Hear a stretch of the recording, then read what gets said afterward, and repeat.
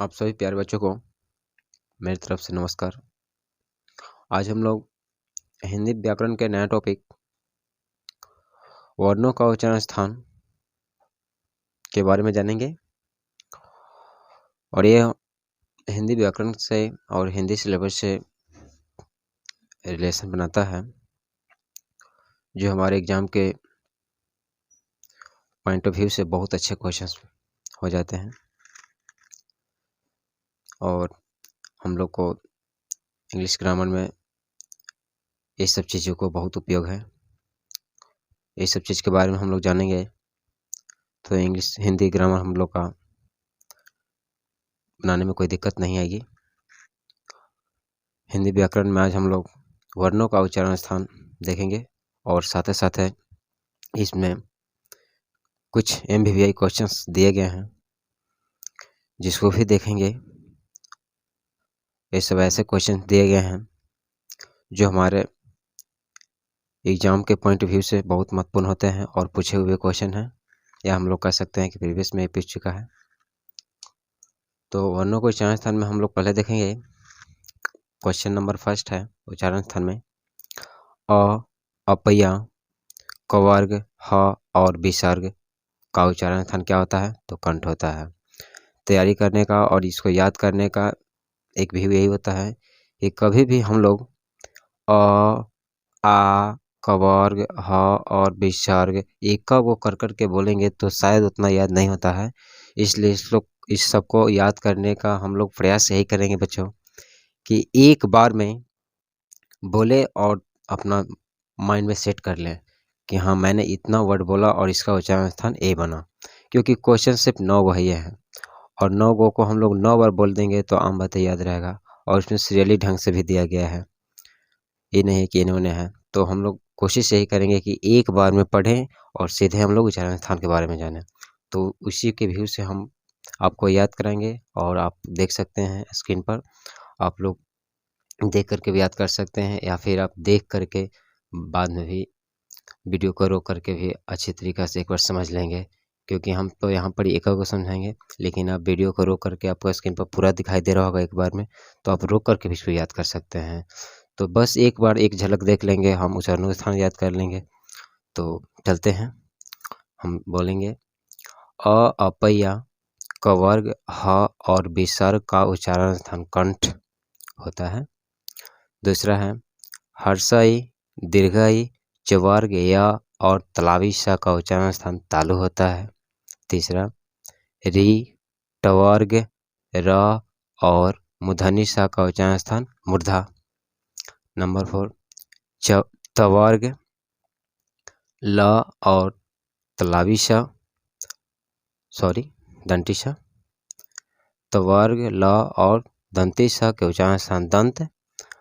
Number 5 हर्षऊ, दीर्घऊ और power का उच्चारण ओष्ठ।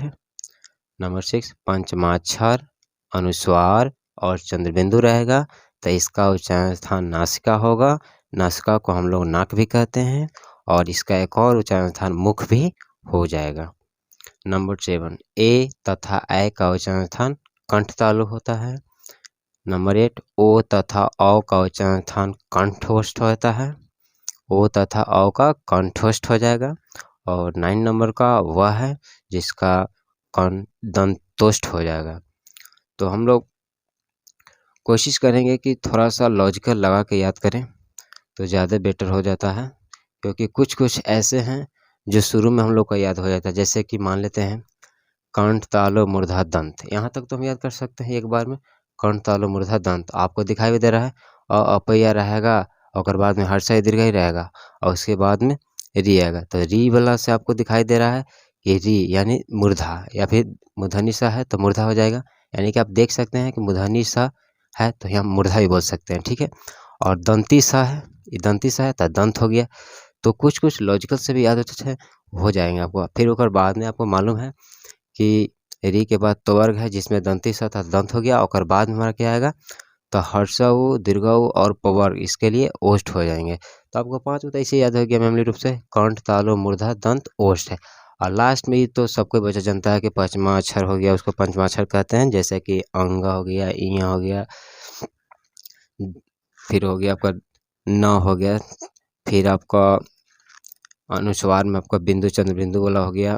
तो इस सब का उच्चारण था नासिका या फिर मुख हो गया। और उसके बाद बचता है आपका 3 चीज़, तो तीनों हम लोग मेमोरी से याद कर लेते हैं कि एक ऊपर वाला से कंठे रहता है लेकिन इसमें तालु जुड़ता है, दूसरा में कंठोष्ठ जुड़ता है और तीसरा में दंतोष्ठ जुड़ता है।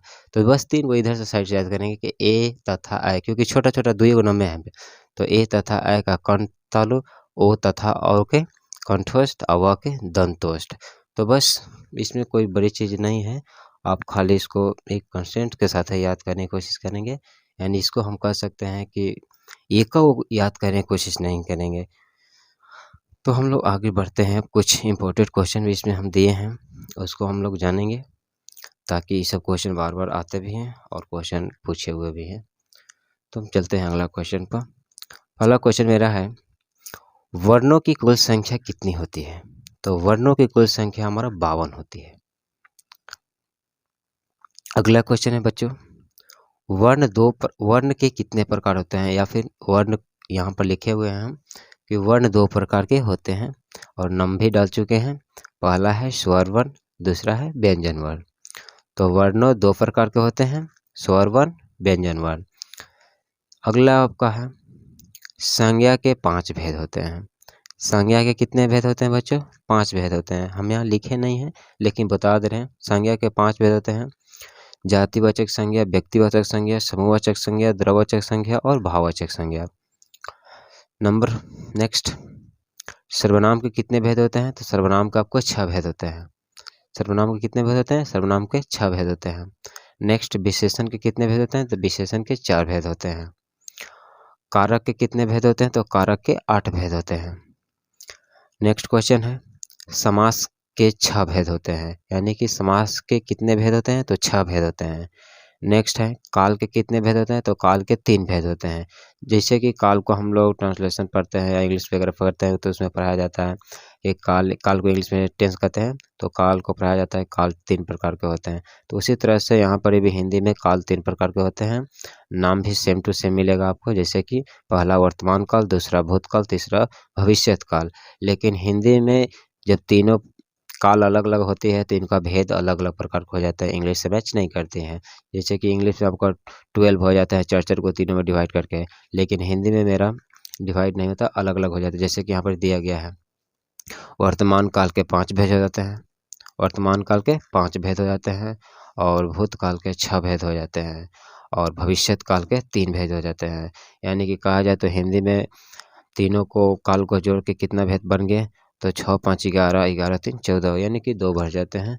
तो कोशिश करेंगे कि इसे, हमारा इंग्लिश इसमें थोड़ा सा डिफरेंट है, लेकिन हाँ काल के 3 भेद ही होते हैं, वर्तमान काल, भूतकाल और भविष्यत काल। और यहाँ पर ये चेंजिंग थोड़ा सा है, वर्तमान काल के 5, भूतकाल के 6 और भविष्यत काल के 3, याद रखेंगे। ये क्वेश्चन बहुत अच्छे क्वेश्चन हैं। आप लोग के अगर ये एग्ज़ाम कोई भी बच्चे को 2023 में देना है, आप लोग के 14 तारीख से एग्ज़ाम चालू होने वाला है, तो इसको थोड़ा सा देख ले। और मेरा इसमें अलग अलग प्रकार के वीडियो डाला गया है मैथ में शॉर्टकट ट्रिक से, उसको भी आप लोग देख करके एग्ज़ाम में कुछ नंबर बेहतरीन करें।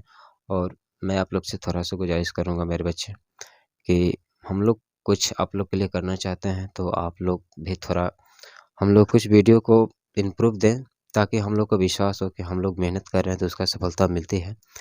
आप लोग मेरी वीडियो पर लाइक उतना नहीं करते हैं और शेयर भी शायद सब्सक्राइबर उतना नहीं करते हैं, तो ये छोटी मोटी चीज़ें अच्छा नहीं लगता है, आप लोग को करना चाहिए, ताकि इसे हम लोग कितनी तो मेहनत करते हैं, इसे अलग अलग सिस्टम में लोग कितना घटिया घटिया होते हैं, उसको सिस्टम को लोग बढ़ावा देते हैं, लेकिन एक एजुकेशन को बहुत परिश्रम करना पड़ता है तब जाके उनको सफलता मिलता है। लेकिन आप लोग को करना चाहिए ताकि हम लोग और इसमें मेहनत करें। अभी 2 कर रहे हैं, 2 के बाद 4 करेंगे, डेली कोशिश तो करते हैं कि 1-2 वीडियो डालें, लेकिन अगर सफलता मिले तो हम ज़रूर 2 से 4 वीडियो को बढ़ा देंगे, और कोशिश करेंगे कि बिहार बोर्ड के जितने भी बच्चे हैं हमारे चैनल से अच्छा नॉलेज को प्राप्त करें, तथा प्लस में अच्छा से अच्छा मार्क्स को तैयारी करें। मेरी कोशिश होती है कि हर बच्चा आगे बढ़े, और मेरी प्रयास यही रहेगी कि हम आने वाले समय में एक अच्छा यूट्यूब के रूप में काम करेंगे और बच्चे को अच्छे मार्क्स को राह दिखाएंगे। कोशिश करते रहते हैं, हमेशा वीडियो आगे डालें। तब तक के लिए हम यहाँ वीडियो रोकते हैं, तब तक के लिए कल नेक्स्ट वीडियो आएगा संस्कृत का। ओके।